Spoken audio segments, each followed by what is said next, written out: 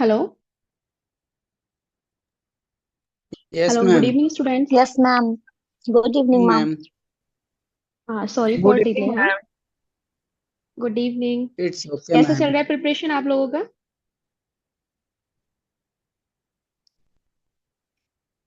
Hello. Yes ma'am. Better ma'am, better my better.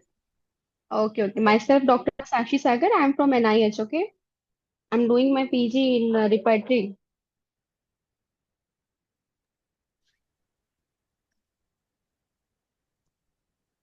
M I audible to you guys? Yes ma'am. Yes okay, tell me ma'am. One thing. आप लोगों ने anatomy पढ़ा है? Yes ma'am.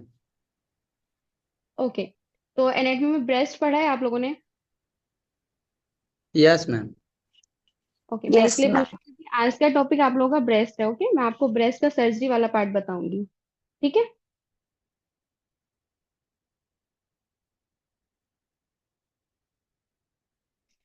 Okay, चलो थोड़ा सा मेरे को बता दो, थोड़ा ब्रेस्ट वाले पार्ट में क्या क्या होता है।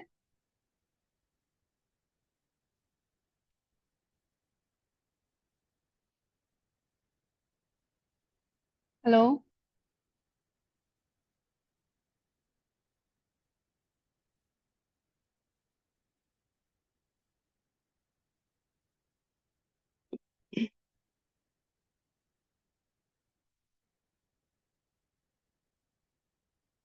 Hello guys, am I Audible?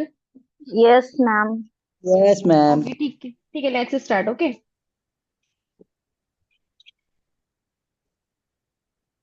Hello. क्या मुझे स्टार्ट करना चाहिए अभी? आप लोग सुन पा रहे हो ना? Yes ma'am. यस हाँ ma'am. Ma'am. Ready ma'am. Okay. हाँ, wait. Ma'am, I hope the screen is visible. Yes, screen is visible but वो स्लाइड नहीं चेंज हो रहा है। मैम आप मेरे को बोल देना, मैं चेंज कर दूंगी नेक्स्ट स्लाइड। हाँ, ओके ओके, ठीक है। तो देखो, एनाटमी ऑफ ब्रेस्ट। ठीक है, फर्स्ट अभी आप लोग उतना पढ़ चुके होंगे। ठीक है, मेरा मेन टॉपिक रहेगा सर्जरी। तो ब्रेस्ट में मैं जस्ट एक बार आपको बता देती हूँ एनाटमी में क्या क्या रहेगा। लाइक चेस्ट वॉल जो कि नंबर 1 पे है। दूसरे नंबर पे उसके जस्ट ऊपर की जो लेयर होगी वो क्या है? Pectoralis muscle. ठीक। Then third one is lobules. Okay. Fourth पे निपल सरफेस। निपल के अराउंड का जो एरिया होगा उसको क्या बोलेंगे? एरियोला। एरियोला। एरियोला। ठीक है। देन 6 नंबर पे क्या है? एरियोला के पास में जो कुछ डक्ट्स होती हैं उनको क्या बोलेंगे? Lactiferous duct. Lactiferous duct. उसके बाद में देखो, ब्रेस्ट का जो एक मेजर पार्ट होता है वो क्या बनाते हैं? Fatty tissue. ओके। तो 7 नंबर पे जो आप लोग देख रहे हैं वो येलो कलर का, it is seven fatty tissue. And last one is skin. ठीक है। Next, physiology of breast. Physiology of breast में तुम लोग पूरी फिजियोलॉजी पढ़ोगे, लेकिन अभी सर्जरी के लिए जो इंपॉर्टेंट है वो 3 पॉइंट आपको याद रखने हैं। कि ब्रेस्ट का एक तो डक्टल डेवलपमेंट होता है, एक ग्लैंडुलर होता है। अभी बताया डक्ट कौन कौन सा है, ग्लैंड बताया, उसमें ग्लैंडुलर पार्ट होता है। ठीक है। एंड थर्ड वन इज एक उसका हार्मोनल पार्ट है। ठीक है, हार्मोनल पार्ट मतलब कि उसका जो एपिथेलियल डेवलपमेंट होगा। तो 3 हार्मोन है जो मेन आपको याद रखने हैं, जो कि एग्जाम में क्वेश्चन आता भी है इन तीनों से। ठीक। ईस्ट्रोजन क्या करेगा? Ductal development.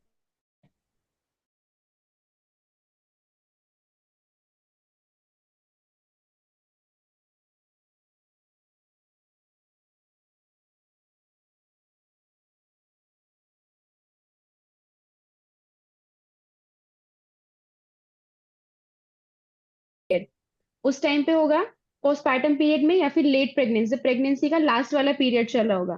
And it also regulate hormone receptors. ठीक है, एंड स्टिमुलेट एपिथेलियल डेवलपमेंट। ये 3 चीज अच्छे से याद रखना है। ईस्ट्रोजन, डक्टल डेवलपमेंट, प्रोगेस्टेरॉन क्या करेगा? Glandular development. And last one is prolactin.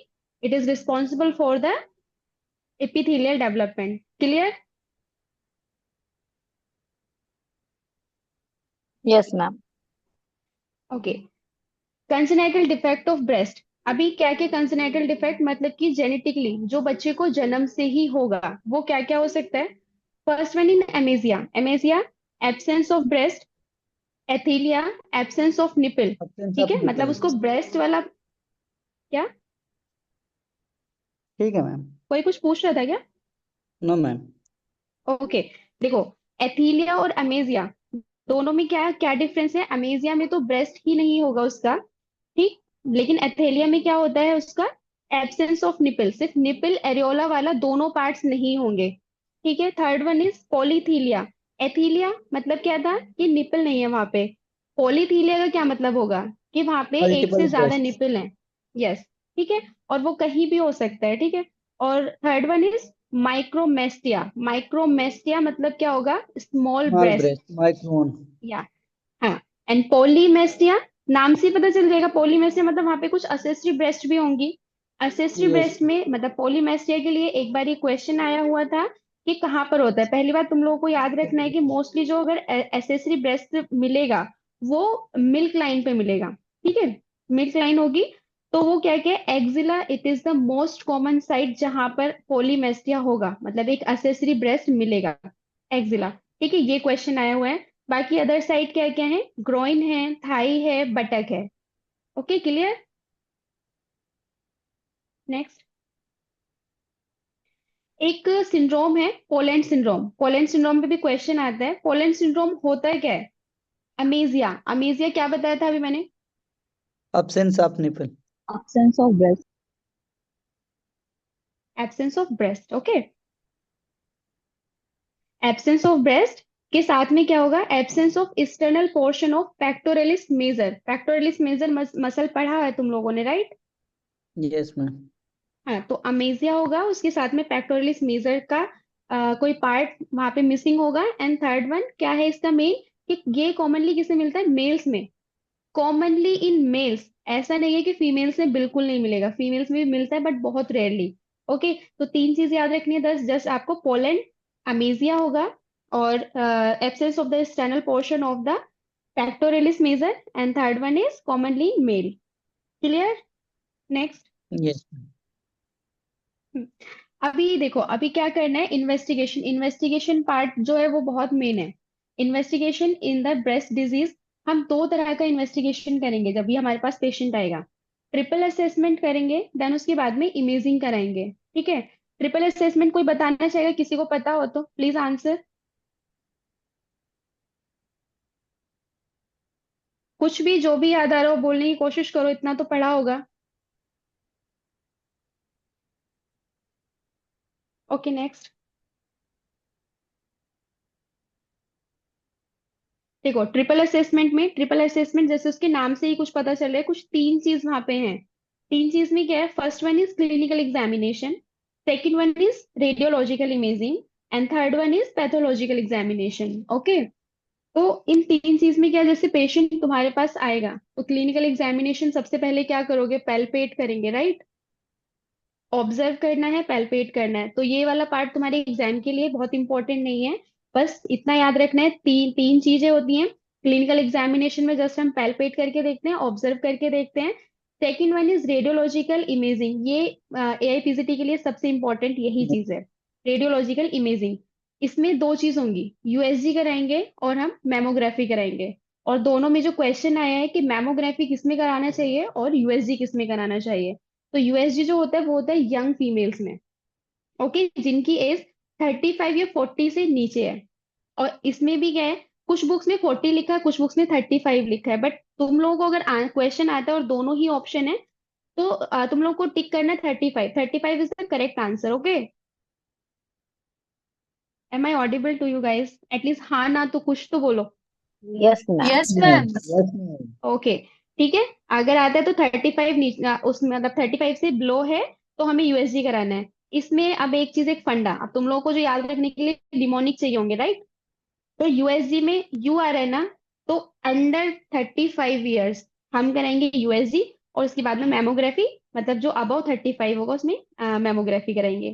Third one is pathological examination. अगर यूएसजी और मेमोग्राफी कराने के बाद में कुछ भी मतलब ऐसा सस्पेक्ट लग रहा है कि पेशेंट को कुछ है, कुछ हो सकता है, या फिर कोई एबनॉर्मेलिटी आई है, तो उसको कंफर्म करने के लिए पैथोलॉजिकल एग्जामिनेशन होता है, which is FNAC and biopsy. Okay, next.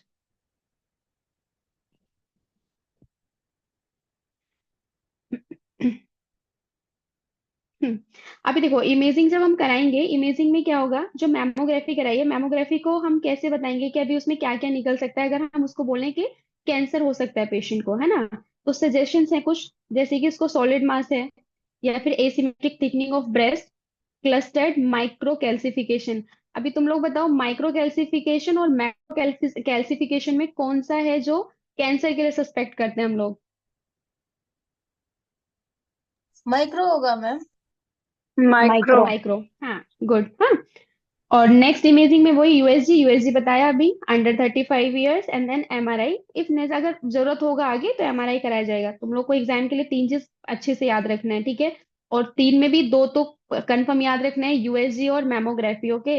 USG 35 के बिलो होता है, यंग फीमेल्स में होता है, and mammography more than 35। Next. देखो, एक होता है, अभी जैसे मैमोग्राफी कराएंगे उसके बाद में क्या होगा, ब्राड एक सिस्टम है, क्या होता है ये, breast imaging reporting and data system, okay? BIRADS, breast imaging reporting and data system, ये भी क्वेश्चन आया है, ठीक है? उसका फुल फॉर्म भी पूछा था एक बार में। तो अभी इसमें क्या याद रखना है, कैटेगरी वो पूरा मेंशन करता है कि क्या कैटेगरी में आपका पेशेंट है। अगर जीरो कैटेगरी है तो इसका मतलब क्या हुआ वहां पर, incomplete assessment, need additional imaging evaluation, मतलब कि अभी यहाँ पे असेसमेंट इनकम्प्लीट है तो हम वापस से और भी इमेजिंग करके पता कर सकते हैं। Second one is category one. Category one में negative and routine mammography in 1 year is recommended. अगर पेशेंट का बताया है कि रिपोर्ट के नीचे लिख दिया उसने ब्राड वन में है पेशेंट, तो क्या होगा कि निगेटिव है, अभी ब्राड निगेटिव है, बट हमें क्या कराना पड़ेगा, हर साल पे उसका एक एक मेमोग्राफी करा के देखना पड़ेगा। अगर सेकेंड इस कैटेगरी में है, देन बनाइन फाइंडिंग्स हैं पेशेंट में, routine mammography in 1 year is recommended. इसमें भी क्या होगा कि इसमें हमें पता चला कुछ तो बनाइन फाइंडिंग्स यहाँ पर आ रही हैं, हमें बार बार से मेमोग्राफी हर साल में कराना पड़ेगा। अगर थर्ड कैटेगरी में पेशेंट है तो probable benign findings and short term follow up suggest, patient को बोलो बार बार से आने के लिए। एंड फोर्थ कैटेगरी है तो suspicious abnormality biopsy should be considered. And fifth category highly suggestive of malignancy, appropriate action should be taken, ठीक है? एंड सिक्स कैटेगरी में क्या होगा, नॉन बायोप्सी प्रूवन मैलिग्नेंसी। अभी इसको जस्ट नॉर्मली याद रखना है, कैटेगरी जीरो मतलब वहां पे कुछ नहीं है, इनकम्प्लीट असेसमेंट था पेशेंट का। कैटेगरी वन निगेटिव है, वापस से मेमोग्राफी करानी है। कैटेगरी टू बेनाइन फाइंडिंग्स है, हमें रूटीन मेमोग्राफी हर साल कराना पड़ेगा। थर्ड में प्रोबेबली कोई बेनाइन फाइंडिंग्स वहां पर हो सकती है, फिर से हमें मेमोग्राफी ही करानी पड़ेगा। फोर्थ फोर्थ में सस्पिशियस एबनॉर्मेलिटी है, बायोप्सी कराना होगा वहां पे। फिफ्थ में क्या है, हाईली सजेस्टिव है मेलिग्नेंसी की तरफ, बहुत ज्यादा चांसेस हैं, appropriate action should be taken. अभी मुझे बताओ, जो फिफ्थ कैटेगरी का जो पेशेंट है उसमें जो लिखा है कि इसमें क्या हम लोग को क्या एक्शन लेना चाहिए, आगे क्या कराओगे फिर? मैमोग्राफी के बाद में ट्रिपल असेसमेंट में क्या करा रहे थे? मैम मैम अगर उसको बायोप्सी मैलिग्नेंसी दे रहा है। FNAC, FNAC and biopsy. Yes, FNAC biopsy, okay. और फिर जो सिक्स कैटेगरी में जो पेशेंट आएगा, hello, yes ma'am, yes yes ma'am. हाँ, मैम। ओके। अगर सिक्स कैटेगरी का पेशेंट है तो वहां पे वो किस टाइम पे आया, जब उसका नॉन बायोप्सी मतलब उसकी मैलिग्नेंसी प्रूव हो गई है, ओके? क्वेश्चन जो देखो, तुम्हारा जो क्वेश्चन फ्रेम होगा वो इन्हीं पे ही होगा, कैटेगरी वाइज, कि अगर पेशेंट इस कैटेगरी में है, चारों ऑप्शन देगा, वो तुम्हें टिक करना है, okay? Clear? Yes yes ma'am. Ma'am. Next. Okay, देखो अभी क्या है, कुछ कुछ डिस, अभी जैसे पेशेंट का हम लोगों ने क्या किया था, पहले क्लिनिकल एग्जामिनेशन में हम पैल्पेट करके देख रहे थे पेशेंट को, ठीक है? तो उसमें क्या होगा, कुछ डिस्चार्जेस भी आएंगे। डिस्चार्जेस में क्या है, ब्लड स्टेन हो सकता है, सीरस हो सकता है, ब्लैक ग्रीन या फिर पेस्लेट थोड़ा थिक थिक सा हो सकता है, ग्रूमस उसी को बोलते हैं, और मिल्क भी आ सकता है, ठीक है? अब मुझे बताओ सीरस क्या है, सीरस में कैसा फ्लूइड बाहर आएगा? White something colourless sticky, transparent. हाँ, स्टिकी। ठीक है, ट्रांसपेरेंट ट्रांसपेरेंट सा आएगा, कलरलेस होगा। स्टिकी, हाँ स्टिकी से आएगा, ठीक है? तो अब तुम लोगों को क्या याद रखना है कि ब्लड स्टेन में क्या क्या होगा? डक्ट पेपिलोमा, इंट्राडक्टल कार्सिनोमा हो सकता है, डक्ट एक्टेसिया हो सकता है। अगर तुम्हें मतलब ऑप्शन दिए हैं, ठीक है, और उस चौथे में तुम क्या रखोगे? सब कुछ ठीक होना चाहिए, लाइक वहां पे डक्ट पेपिलोमा भी है, इंट्राडक्टल कार्सिनोमा है और एक डक्ट एक्टेसिया है, लेकिन पेशेंट का क्या है, उसको कुछ भी नहीं है, बट फिर भी उसको ब्लड आ रहा है निपल से, तो क्या सजेस्ट करोगे? कैंसर, सी है और आंसर। FNAC करा सकते हैं। एफएनएससी करा, ओके ठीक है, मैं तुम लोग को एक नेक्स्ट क्लास में I will ask this one, okay, कि तुम लोग को वो पता होना चाहिए, ये तुम्हारे ब्लड से रिलेटेड है, क्यों ब्लड वहां से निकल रहा है, ठीक है, ये नेक्स्ट क्लास के लिए तुम लोग क्वेश्चन लिख के रखो, मैं तब पूछूंगी, तुमको पता होना चाहिए। नेक्स्ट है सीरस। सीरस में क्या क्या है? फाइब्रोसिस्टिक डिजीज हो सकती है, डक्ट कैंसर से एक्टेसिया। हट के देखें तो मे बी इन्फेक्शन वगैरह। हाँ, it will be right answer, but देखो, सीबीसी में ऐसा क्या ऊपर नीचे होगा कि तब ब्लड मतलब कहीं से भी यूज आउट हो सकता है, नॉट ओनली फ्रॉम निपल, कहीं से भी यूज आउट हो सकता है, क्या कम होगा वहां माइक्रोसाइट्स हेमोफीलिया, पे? काउंट कम, प्लेटलेट्स हेमोफीलिया, काउंट हाँ, कम हो जाए। Any platelet bleeding exactly, disorder. Platelets count कम हो जाएगा, ठीक है, तो ये भी क्वेश्चन आ सकता है। देखो, जब भी क्वेश्चन करोगे हमेशा तुम लोगों को कहाँ देखना है कि क्वेश्चन सही आंसर नहीं देखना कभी भी, अभी जो तुम प्रैक्टिस कर रहे हो ना, उसमें सही आंसर बिल्कुल नहीं देखना, जस्ट देखो वो तीन ऑप्शन गलत क्यों हैं, तुम्हारा मेजर पोर्शन वहीं से हो जाएगा, ठीक है। देखो, सीरस में क्या क्या होगा? फाइब्रोसिस्टिक डिजीज, डक्ट एक्टेसिया और कार्सिनोमा। नेक्स्ट क्या है? ब्लैक ग्रीन पेस्ट लाइक या फिर ग्रूमस अगर वहां से निकल रहा है तो डक्ट एक्टेशिया में ही होगा। मिल्क है तो लैक्टेशन पीरियड में हो सकती है फीमेल, या फिर लैक्टोलोसील हो सकता है, या फिर कोई मेमोरी फिशर हो सकता है जिसकी वजह से डायरेक्ट मिल्क बाहर आ रहा है, ओके। तो ये तीन चार चीजों में सबसे ज्यादा जो क्वेश्चन आता है वो आता है ब्लड स्टेन पे और एक ग्रीनिश डिस्चार्ज से, कि ग्रीनिश डिस्चार्ज आ रहा है निपल से, तो क्या आंसर होगा हमारा? Duct ectasia, okay. And most common cause of blood stain discharge is duct papilloma. Most common cause of greenish discharge is duct ectasia. ये जो दो मोस्ट कॉमन करके जो लिखे हैं, ये दोनों ही क्वेश्चन आए हुए हैं। And in duct ectasia there will be nipple retraction. देखो, हाँ, इसमें क्या होगा कि निपल रिट्रैक्शन भी होगा पेशेंट को अगर डक्ट एक्टेशिया है तो। Clear? Yes ma'am.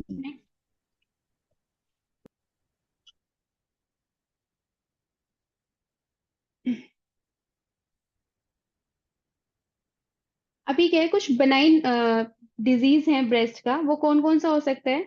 Mastitis, non epidemic puerperal mastitis, although ये एक पार्ट ही है मेस्टाइटिस का ही है, and breast abscess, Mondor's disease, fibroadenoma.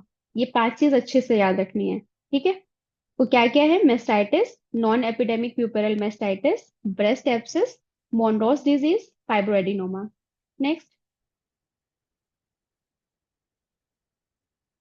देखो, मेस्टाइटिस का जो मोस्ट कॉमन कॉज है वो क्या है? स्टेफाइलोकोकस ऑरियस, ठीक है। Acute bacterial mastitis is common and caused by the Staphylococcus aureus. Infected breast must not be fed to babies. पहली बात तो देखो, इन्फेक्शन जो ये होता है ज्यादातर मेस्टाइटिस जो होगा वो फीडिंग मदर्स को ही होता है, ठीक। तो इन्फेक्टेड ब्रेस्ट जो होगा वो बच्चे को फीड नहीं कराना है, बट फीड तो नहीं कराना है, बट फ्रिक्वेंटली हमें जो मिल्क अंदर है उसको बाहर निकालना भी जरूरी है, ठीक है। Infected breast must not B. अच्छा, चला हेड वाला सबसे मुश्किल बचता पड़ता है। नहीं, वो एक्चुअली में सबसे बाद में हुआ था ना। अच्छा,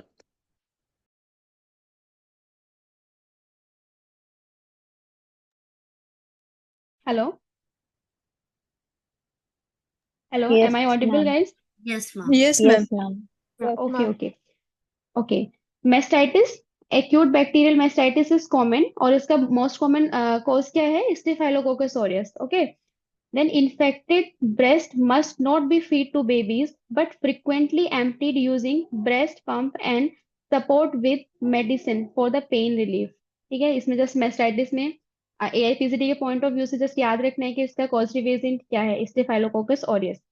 नॉन एपिडेमिक और जो स्पोरेडिक प्यूपेरल मेस्टाइटिस है, interlobular connecting connective tissue of the breast are infecting. कहाँ पे इन्फेक्शन हो रहा है? Interlobular, okay. and nipple fissuring and the milk stasis causes retrograde bacterial infection.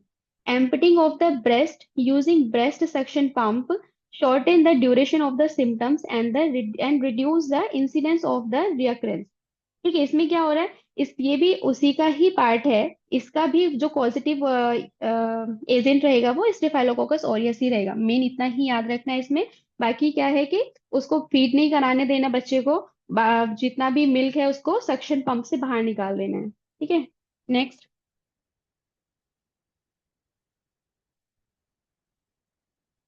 Next is breast abscess. देखो, breast abscess के लिए जो मोस्ट कॉमन ऑर्गेनिज्म है वो क्या है, ये भी स्टेफाइलोकोकस ऑरियस ही है।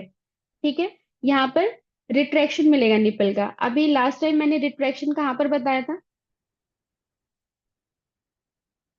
Duct ectasia. Duct ectasia, good. ठीक है, नेक्स्ट। और ये किस में देखने को मिलेगा ज्यादातर? Commonly seen during lactational period and very painful condition. Guided aspiration should be done and ultrasound can be done. ठीक है, अगर बार बार अभी वापस से होता जा रहा है, नहीं ठीक हो रहा है, तो वहां पे अल्ट्रासाउंड करा के देख सकते हैं। तो अल्ट्रासाउंड कौन सी फीमेल्स में करा रहे थे हम लोग? एज बताओ फटाफट से। 35। 35 under under 35। Below 35, Under above 35 35? Below under below under yes, 35 हाँ, गुड गुड। हाँ, then ma'am retro memory breast ma'am ma'am yes. Hello ma'am. Ma'am एक हाँ कंफ्यूजन रहता है कि हम किस एज में, मतलब कि किस कंडीशन में हम मैमोग्राफी कराएंगे, किस कंडीशन में अल्ट्रासाउंड कराएंगे, किस कंडीशन में मतलब कि वो क्या कहते हैं, हाँ, वेट, एफएलएससी। ये मैंने, हाँ हाँ, देखो मैंने ये स्टार्टिंग में क्या बताया, ट्रिपल असिस्मेंट में मैंने बोला था यूएसजी और मेमोग्राफी। यूएसजी को कब कराएंगे? अंडर 35 ईयर्स, यंग फीमेल्स में यूएसजी होगा। ठीक है, लेकिन मेमोग्राफी अबव 35 ईयर्स। कुछ कुछ बुक्स में वो 40 दिया है, बट करेक्ट आंसर इज 35। ठीक है, और अगर मैम जैसे आपने मेमो, मैम हाँ जी, मैम ये तो कंडीशन पे तो डिफरेंशिएट कर जाएगा ना। अगर क्यों? वहां पे हमको दिख रही है कि नहीं कोई लेडीज है बिलो 35 या 30 है, अगर मेलेग्नेंसी या फिर ऐसा कुछ है तो फिर वहां पे तो मैमोग्राफी आएगी। कहाँ पर? यस तो मैम। पहले तो वेट, पहले तो आप अपना तो जो प्रोसीजर है वो तो फॉलो करोगे ना।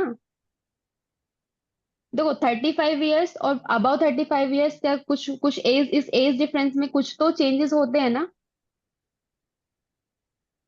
मैम चेंजेस सिम्टम में होगा तो फिर कैसे एज का मतलब रहेगा मैम? सिम्टम above तो प्रोग्रेस वहां पे रहेगा 35 उसी में। above वो 35 is बात ठीक prone है। to अगर हम देखो, अगर हम दो चीजें यहाँ पर अगर हम प्रैक्टिकली देखें तो पॉसिबल कुछ भी हो सकता है। बिलो 35 आप कोई भी मतलब मेमोग्राफी भी करा सकते हैं। ठीक है, वही मैम लेकिन अभी वही है। तुम लोग को, नहीं नहीं वेट, कंफ्यूज मत करो खुद को, क्योंकि तुम लोग को अभी एग्जाम देना है एआईपीसीटी। अगर उसमें आएगा तो तुम लोग को 35 ही टिक करना है, अंडर 35। जो आप प्रैक्टिकली बोल रहे हो वो करेक्ट है, वो हम करा सकते हैं। ठीक है, yes okay ma'am. Ma'am okay. हाँ, क्योंकि देखो अगर तुम अभी यहाँ पर क्वेश्चंस के साथ जंबल करोगे ना, तो वो वहां पर एआईपीसीटी में जब क्वेश्चन पेपर तुम लिख रहे होगे उस टाइम पे गड़बड़ करेगा, कह रहे ये 35 से ऊपर था या 35 से नीचे था। तो जितना सिंपल लेके चलोगे उतना ज्यादा बेटर है। प्रैक्टिकली तो बहुत कुछ पॉसिबल हो सकता है। ठीक है, clear? Yes ma'am you are right. चले अभी आगे पढ़े। Yes ma'am. yes ma'am हाँ, ओके। अभी क्या है, देखो, retro memory breast abscess may be extension of the breast abscess, empyema, thoracic and osteomyelitis of ribs. देखो, जैसे नाम से तुम्हें क्या पता चल रहा है, रेट्रो मेमोरी। रेट्रो मेमोरी मतलब कि वो एक्सटेंड करेगा पीछे की साइड। मतलब अभी पीछे की साइड क्यों करेगा? क्योंकि ब्रेस्ट में अगर आगे से इन्फेक्शन हो तो वो तो अंदर की साइड ही जाएगा ना, ऑब्वियसली। ठीक है, तो इसका नाम ये है रेट्रो मेमोरी ब्रेस्ट एब्सेस। मतलब वहां पे ऑलरेडी कुछ एब्सेस था जो कि एक्सटेंशन कर रहा है। एम्पाइमिया क्या होता है बोलो? पस का फॉर्मेशन। यस। first formation हम्म, ठीक है, नेक्स्ट है no need to drain retromammary abscess, only conservative treatment. है ना, अगर वहां पे रेट्रो मेमोरी एब्सिस है तो वहां पे ड्रेन नहीं करना है, जो कि हम अभी पहले से जो मेमोरी सॉरी ब्रेस्ट एब्सिस में हम लोग पहले ड्रेन कर रहे थे, वो इसमें नहीं करना है। ठीक है, यहाँ पे कंजर्वेटिव ट्रीटमेंट ही देना है। एक होता है antibioma. Antibiotic induce swelling. Antibioma नाम से पता चल रहा है, एंटी प्लस बायोमा, एंटी मतलब एंटीबायोटिक्स से जो इंड्यूस स्वेलिंग है वो, ओमा का मतलब होता है ट्यूमर, ठीक है। एंड व्हेन एन बिना abscess occurs in the, yes, when an abscess occurs in the breast, antibiotics are given, है ना, without draining the abscess cavity may become fibrous and it result in form to the hard lump। देखो होता है क्या है, अभी जो हम बोल रहे थे कि ऊपर जो रेट्रो मेमोरी वाला अगर कंडीशन है, हमने तो वहां पे ड्रेन नहीं किया, हमने क्या कंजर्वेटिव ट्रीटमेंट दिया, ठीक है। कंजर्वेटिव ट्रीटमेंट में मान लो एलोपैथिक डॉक्टर के पास गया था, तो वहां पे उसने एंटीबायोटिक्स ही देते हैं वो लोग सबसे पहले, ठीक है। तो एंटीबायोटिक ट्रीटमेंट वहां पे लिया, उसकी वजह से क्या होगा कि ड्रेन तो हुआ नहीं, बट वो कैविटी बनी और उसमें क्या है, फाइब्रस ऐसे रिटेन होता गया, ठीक है। और उसकी वजह से वो हार्ड हो जाएगा लम्प, ठीक है। समझ में आ रहा है? Yes ma'am. हाँ। और इसमें अगर वो हार्ड होगा मैम और फर्म हो जाएगा वहीं पे, तो उसमें हम कंफ्यूज हो सकते हैं कि मैलिग्नेंसी तो नहीं है, ठीक है। तो जो एंटीबायोमा होगा वो कंफ्यूज कर सकते हैं मैलिग्नेंसी के लिए। Then next is Mondor's disease. Next, Mondo's disease, a type of thrombophlebitis of superficial veins of, Ma'am, in 5 minutes yes, the class will end. what? Ma'am, in 2 minutes, actually in 2 minutes the class will end. तो आप sum up कर दो 2 minutes. Okay okay, ठीक है। Next is Mondo's disease, okay guys। Mondo's disease, a type of the thrombophlebitis of the superficial vein of the anterior chest wall and breast। जो anterior chest wall है वहां पे क्या हुआ है, जो सुपरफिशियल वेन्स है उनका थ्रोम्बोफ्लेबाइटिस, जो कंडीशन तुम लोगों को पता होगा, इसको और क्या बोलते हैं, स्ट्रिंग फ्लेबाइटिस, ठीक है। और ये कैसा होता है, सेल्फ लिमिटिंग डिसऑर्डर है, not indicative of a cancer, acute pain in the lateral aspect of the breast और the anterior chest wall, tender firm cord along the distribution of one of the major superficial vein। ठीक है, आज के लिए इतना काफी है। Okay guys, okay ma'am. Thank you, ma'am. Thank you, good night. Thank you ma'am. Good night ma'am.